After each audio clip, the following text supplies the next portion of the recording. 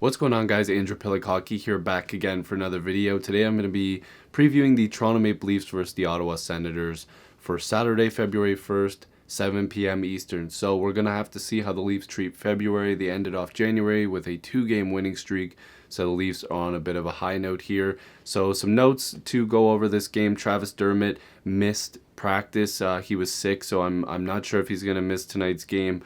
I hope he doesn't. The Leafs have had so many injury trouble and people being out of the lineup. Hopefully Dermott's ready to go, even though he hasn't been playing that well lately. But that doesn't matter.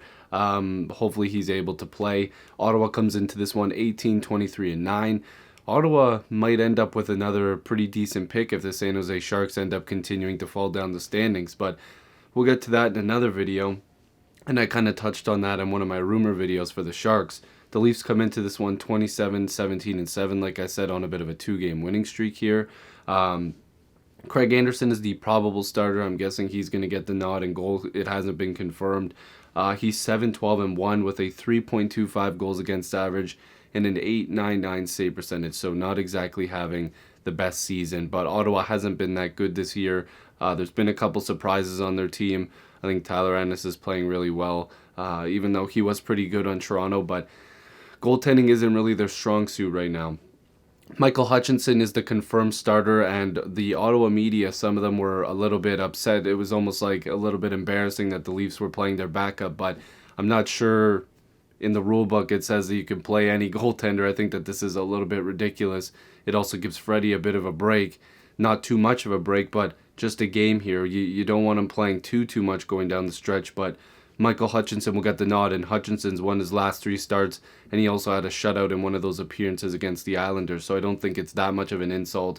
3-7-1 with a shutout, 3.83 goals against average, and an 8.85 save percentage, so he also is not having a great season, but he has a limited sample size, and he's won his last 3 appearances, so hopefully he can keep it up. In terms of points, Anthony Duclair is having a pretty good year. He's got 34 points, leading the Sens. Matthews has 60. He's just been unreal. Something like Matthews is one of those players where everybody knows how good he is, but I don't think people really give him as much credit for his overall play, because I think that he's been better than people have been talking about. But again, that could be a whole nother video, and I think my buddy Downtown Stephen Brown made a video on that as well.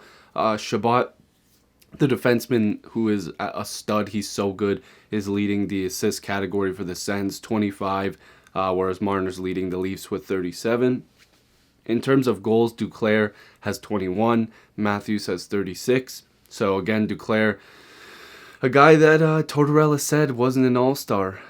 He's been playing like one, and I'm pretty sure he was one this year. So he has 21 goals, and Matthews has 36. And Nielsen actually leads the Sens in wins, so he might get the starting goal. I'm not sure if he's injured or if he's just not playing tonight.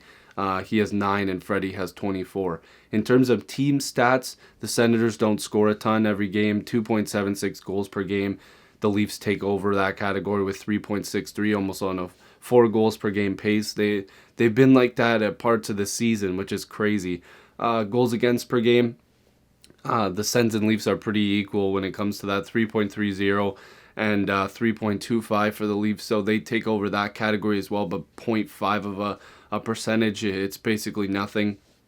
Power play percentage, Ottawa's at 14.38%, the Leafs are at 23.74%. They've been around like the 16-17 range at points in the season, so power play percentage can go up depending on how many times you get on the power play and score, of course, but the Leafs are definitely the dominant in that category. Penalty kill percentage, 81%, 81.07% for the Sens, and the Leafs are at 76.92%. So the Sens take that, Leafs take power play, goals against per game. The Leafs just edged that one out in goals per game. Of course, the Leafs have that one, but it should be an interesting game. In their last 2 appearances, or we can go last 3, the Sens have won 2 of their last 3 appearances, of course. All these games were played in 2019, so the Leafs definitely need to win this game. This is a team that, isn't one of the better teams in the league, so you have to take advantage of those. I believe this is another next-gen game. I'm also really excited for the intermission for Saturday's headlines. That should be really interesting because the NHL trade deadline's coming up. So hopefully you guys will enjoy this game. If you're new to this channel, make sure to subscribe. I'd really appreciate it. Join the squad. Let's get to 7,000 subscribers. Enjoy the game tonight, and I'll see you in the next video or stream. Peace.